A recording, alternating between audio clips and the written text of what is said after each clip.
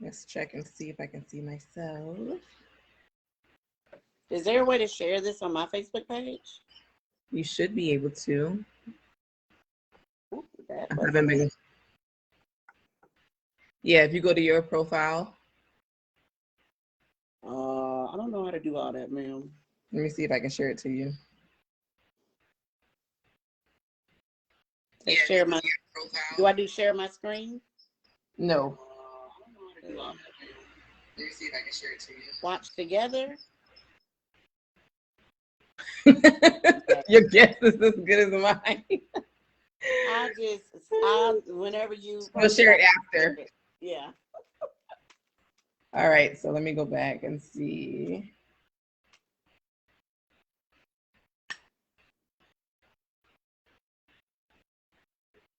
Anywho, hello world. Hello. It has been a while since I've gone live. And I have Kim to thank for me going live today. And my son German. Hi German. Hi. How are you? Good. Awesome. So this is like the perfect time of year to have this conversation because 'tis the season of giving.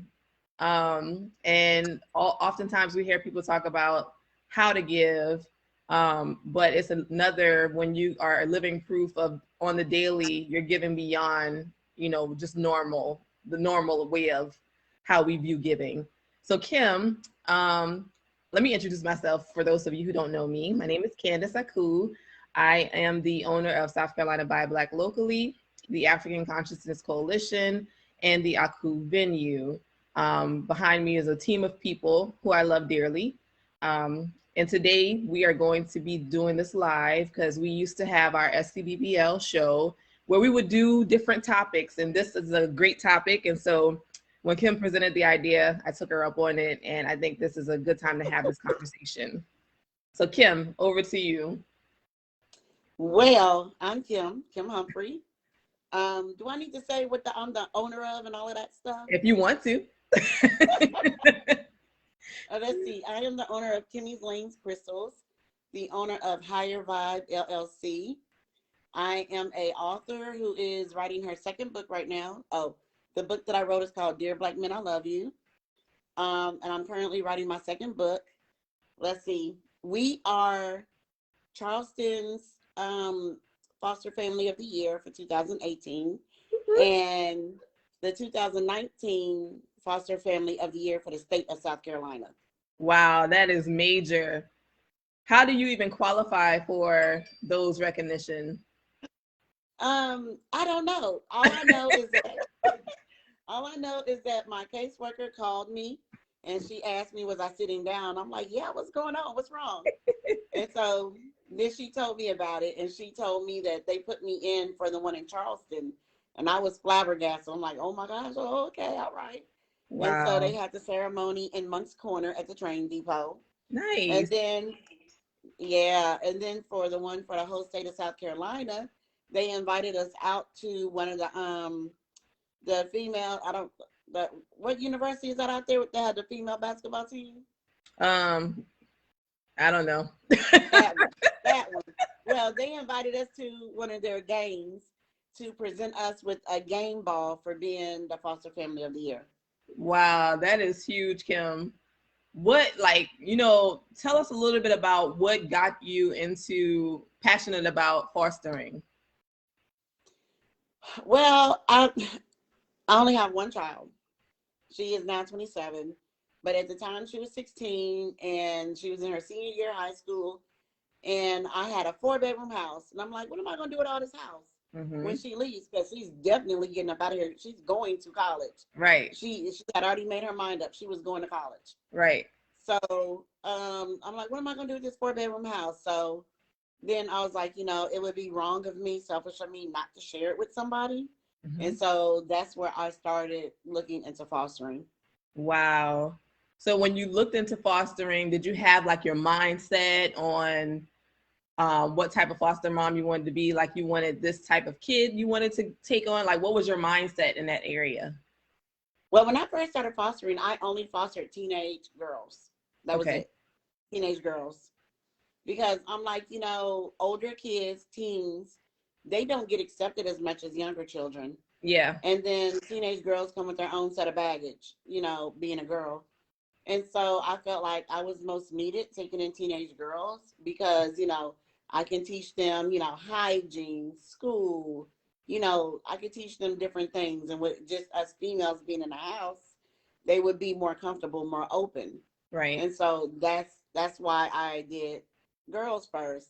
Mm-hmm. And then 4 years later,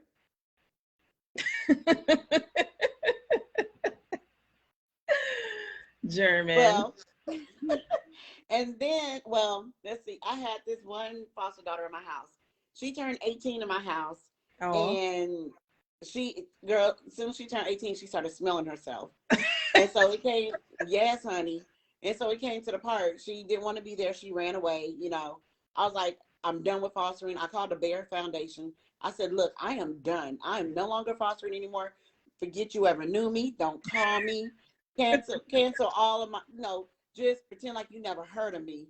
Yeah. And then I hung the phone up on him, right? Because that girl took me through. Right. Well, 3 days later, they called me. They said, Miss Humphrey, we need to ask you something. This is how the conversation went. Miss Humphrey, I need to ask you something. I said, what? They said, we have 2 little boys. I said, what are their ages? She said 3 and 4. I said, I'm on my way. Click. That was it. That was the whole conversation. Right. I literally left my job, and my coworker, Michelle, went with me. We left work in the middle of the afternoon to go pick them up. And so when we got there, we saw these 2 little boys. They were 3 and 4. What was that switch like though? That switch from like I'm done to like you get a call for 2 little boys. Like what happened in that moment where you were like, I'm going to get these babies? They're babies. They didn't have a choice. Mm-hmm. But I did. Yeah. If they were calling me, knowing how I felt, and they still called me, that means they needed me. Yeah. They needed me because they didn't want to separate siblings. Yeah. And you had more than enough space for it. Yeah. Yeah. Well, look. So they called me. I went and picked the boys up, right? Mm-hmm. So I got the boys home that night, and they called me again. And they were like, we didn't want to call you and tell you, but we need to ask you. They have a 1-year-old sister. I'm like, what? Why didn't y'all tell me this before? And they said, because we felt like if we told you they had a 1-year-old sister, you would say no. So I'm like, well, where is she? And so they said that she'll be at the DSS office tomorrow. So I went to the DSS office, and that was it. That's all she wrote. Wow. You had them from 4, 3, 1. Yes. Wow. That's amazing. And now they're 9, 11, and 12. And I adopted them in 2017. That is amazing. German, you going to talk to me today? I guess. How old are you now? 11. 11. So you've been with your mom for 7 years. German's the oldest? 8 years. He's the oldest? 8 years. 8 years. Yeah. He's the oldest or the middle? The middle. Okay. And So yeah. the oldest. Gotcha. So Once German. He's coming. Yeah. Come right here. There you go. Hey Danny. Hey. How are you? Good. Good. So you guys want to tell me a little bit what it's like being with mom for 7 and 8 years? It's been a long time. It's been fun because she takes us places to go out get new shoes. She takes us out to eat. Normally when I was younger, she told me I would hate going out to eat because I would always ask her, "You're not gonna cook?" Because I love her cooking. Girl, he used to throw fits if I didn't cook. If I said we go out to eat, he would throw a fit if I didn't. He don't want that fake food, Kim. He want to eat. He want. Yes. How about you, Danny? It's like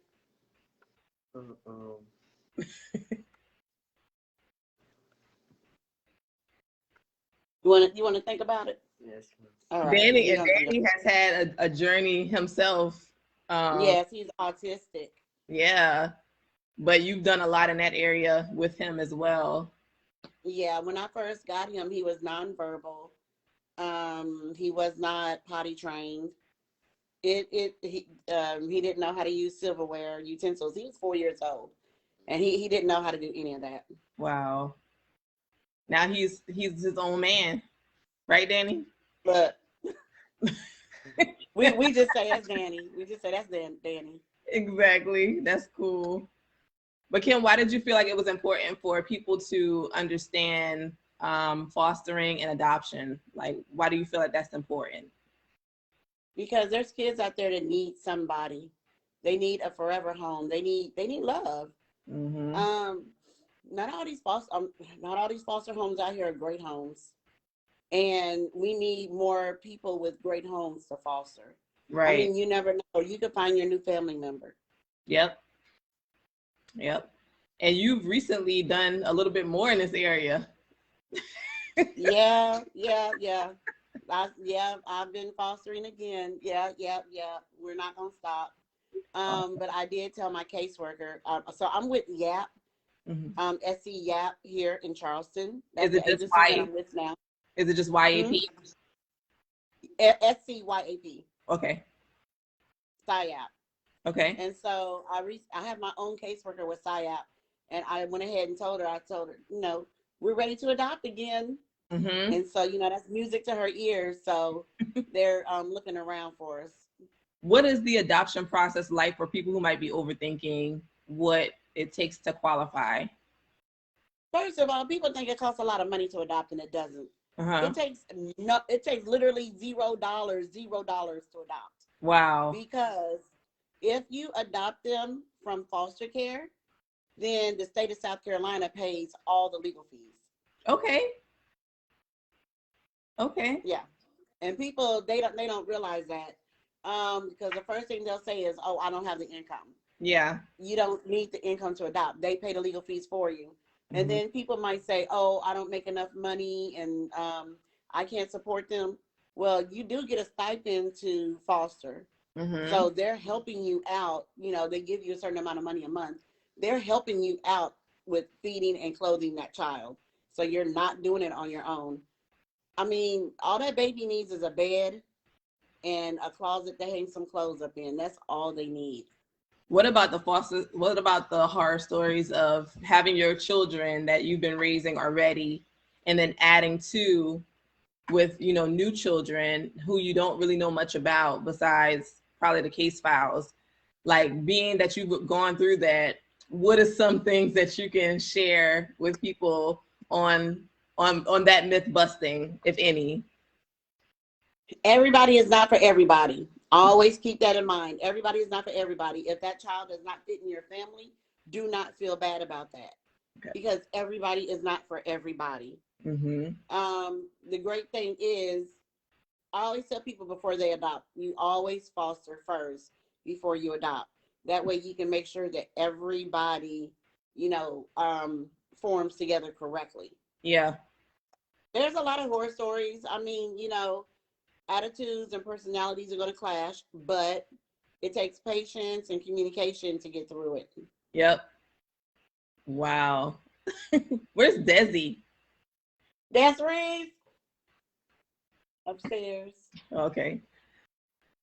Do you guys have anything fun planned for the holidays? Glad to be on winter break. Well, you can tell what we've already been doing. I see the stockings. Come down. Come down a little bit so they can see you. Come down a little bit more. She can see you. Or come all the way down. Oh, Jeremy gave you his chair. Hey, Desi. Hi. How are you? Good.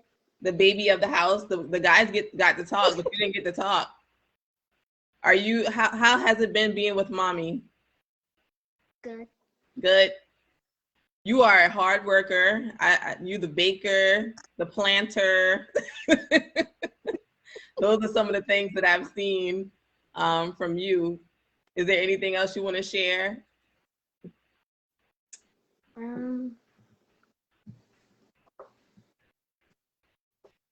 This is the time that you like to do or that you've enjoyed doing while being home? What did you just get started doing? Mom has been teaching us how to use Cash App. Ah, finances. That is awesome. Yeah. And very, very, very important to learn early how to manage finances so you don't run up your credit card debt like I did in college. Because nobody taught us. We had to teach ourselves. Yeah, we had to get it how we live. I'm teaching that now. She's also joined a cheer group, a competition cheer group. Nice. That is awesome. Well, thank you for coming down and talking to us. You're welcome. Is there anything else? No, I just wanted the camera. I just wanted people to see you, boss lady. Kim, is there anything else important that I didn't ask you that you feel people should understand when it comes to the community of fostering and adopting beyond your, like you had your child, but you saw a need, you jumped in, you figured it out, you've been doing it, and now you're back to fostering again to adopt again. Is there anything else that I didn't ask that you feel like it's important for us to cover? Don't be scared to foster. Mm-hmm. Don't be scared, because I guarantee you that child is more scared of you than you are of them. Yeah. It doesn't take a great big old house to foster. If you have a 2-bedroom house and you have twin beds in one room, you can foster it because you have one extra bed. Right. So you don't need a great big old space. That baby is coming in. They're looking for love. They're looking to be accepted. It's not their fault that they're in foster care. Mm-hmm. And I need people to remember it is not the child's fault that they're in foster care. Yeah. Well, I'm gonna say 98% of the time, right? It's not the child's fault that that they are in foster care. Right. And they just need some stability. Yeah. They really just need stability. They need love. Yeah. This is amazing. We definitely appreciate the work that you've done in this area and for opening up your home to speak to everybody about the importance of fostering and looking out for babies who did not ask to be in the circumstances that they are in, and helping us through some of these myth busters so that some of us who have probably been on the fence can start deciding and making some decisions on what needs to be done in this area. So yeah. Oh, one more myth buster. You do not have to be married to foster or adopt. Good. A lot of people think you have to be married. No, you can be a single parent. Trust me, I'm proof. You can be a single parent and adopt. Yes. Well, Kim, we definitely appreciate it. We wish you all a Merry Christmas and just an overall happy holiday season. To you also. Thank you. Thank you. All right. Thank you, Candace. My pleasure. All right, bye-bye. Good night, all.